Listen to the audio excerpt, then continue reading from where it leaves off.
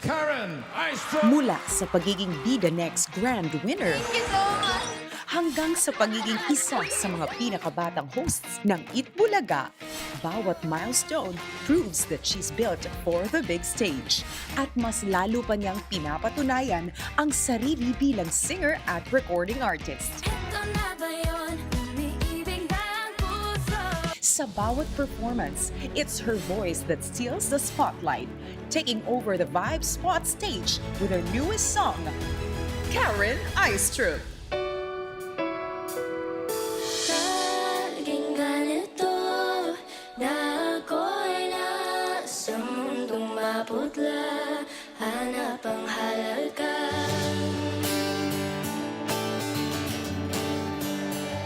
Bawat araw nais mabalik ang kulay na di natagdaan sa kung anong sabihin ng iba. Unti-unti nang binago ang dating ako noon. Kalorenta na ang inilapan. Minahal ang bawat pagkakamali ko. Kalorenta na ang inilapan sa aking mundo. Ikaw ang kulay. Tinuro mo paano magmahal. Kahit nasaktan sa iyong mata at giginawang hindi mo binago ang dating ako noon.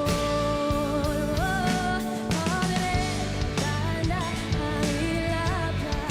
Minahal bawat pagkakamali ko. Kalorenta na ang ilapan sa aking mundo. Ikaw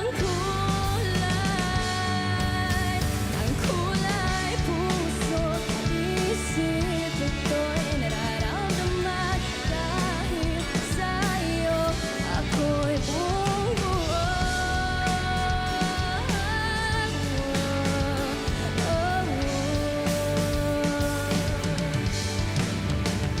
Kalorenta na ang inilapan. Minahal bawat pagkakamali ko.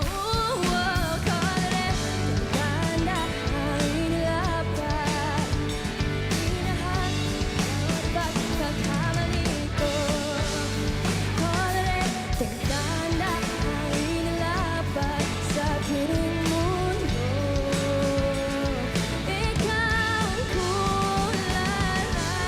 Laging ganito na ako'y nasa mundong mabutla. Hanap ang halaga. Ikaw ay dumating. Ang hinihintay mo ay ang puso. Hinihintay totoo.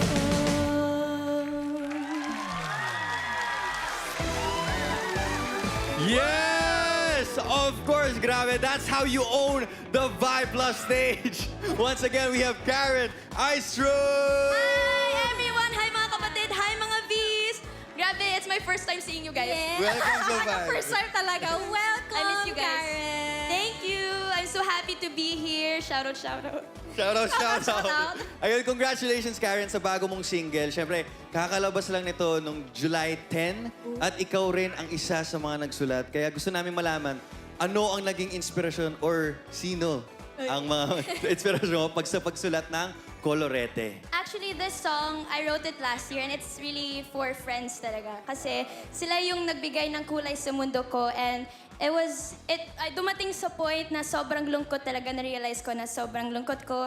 I used to isolate myself and doon ko naisip na you shouldn't do that kasi merong mga tao talaga who will be there for you. Ang ganda ng Sweet meaning naman. ng song niya. And of course, Karen, dahil winning vibe tayo today, para sa'yo, ano ang mas malaking panalo ng isang kanta? Ang mag-top ba sa mga music leaderboards or yung mga kantang hindi pagsasawaan ng mga tao kahit ilang paulit-ulit or years na yung makalipas? Pang beauty pageant yan Hindi, The answer is... for sure yung isasagot ko dyan yun, hindi pagsasawaan ng mga tao. Kasi if you write a song, you need to put in mind that it's supposed to be timeless. And dapat, kung anong ilalabas mo sa mga tao, dapat personal mo din yun at passion mo yung paggagawa ng music. So I'm really happy that I get to sing this song for everyone. Wow, beauty Yes. queen.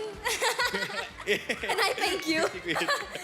Again, congratulations sa bago mong single, Karen. Makakasama pa natin si Karen mamaya para sa isang legit jamming. So stay tuned lang, mga Vs. One more time, a big round of applause for Karen Aistro!